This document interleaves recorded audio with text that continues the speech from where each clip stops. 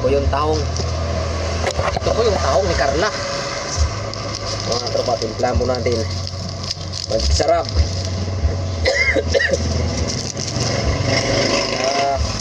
Shin. Tapos, ay, dinalagyan ng asukal kasi alam nyo mga tropa, sasabaw natin ito. Sprite. Hindi naman. Luubo po ako kay naulanan po ko kapon. Anong nakaraan bang nagluluto? Naulanan po ako, nabasa po ako. Ano yung Sprite? Ito po yung isasabaw natin, Sprite. Ayun po mga katropa. Ito yung ihalo natin dito sa tahong. Yan, sasabawan natin yung tahong ng Sprite.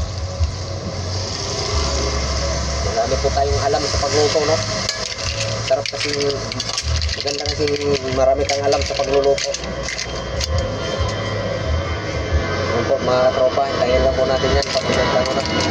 Bago natin lalagyan ng malunggay. Sarap sana pag may malunggay ito. Ito lang, ayaw yata ano, buhos natin na may malunggay. Ayan o, buka na siya o. Tikman po natin. Masarap ba? Yun o. Tikman po natin mga katropa. Sarap. Sarap mga katropa. Yan po yung tahong. Parang kulang ng asin. Lalagyan po natin ng asin. Kunti lang. Yan.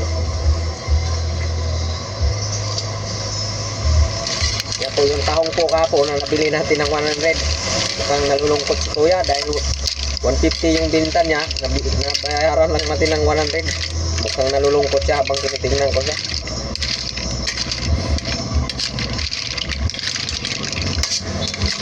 Yan po mga katropa, no? Diba? Silid ang ating tahong. Kayong mga katropa, pag nagluto po kayo ng tahong, ano bang dapat yung isang sahog? Lalagyan ba ito ng gulay o hindi na? Bakit tumin nga, parang malalaman ko yung niluluto nyo pag nagluto po kayo ng tahong. You know, shout out po sa ating mga customer, mga katropa. Kaya po, dumadayo po sila dito sa ating kainan. Po mga katropa. Dahil ano lang po kami, 3. Shout out po sa ating mga customer. Nandun sila sa labas. Po mga katropa. Bang nagluluto pa ako ng munggo gulay. Makain din natin yung mga katropa. Dinadayuhan po tayo mga katropa.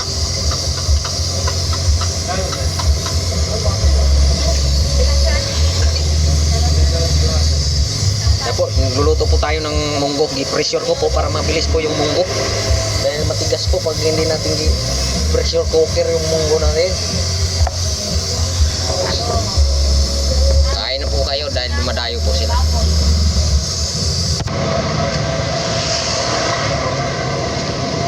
Kaya po yung saging ni madam, pamigay po ng mga sukig niya. Mga tropa.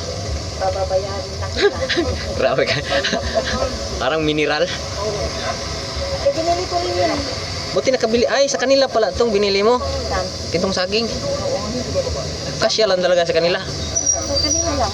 Isa lang. Diyan kasi baba lang ko napili. Hindi ako nakabili kanina. Mahal talaga ang saging eh. At least lang ha. Lulok.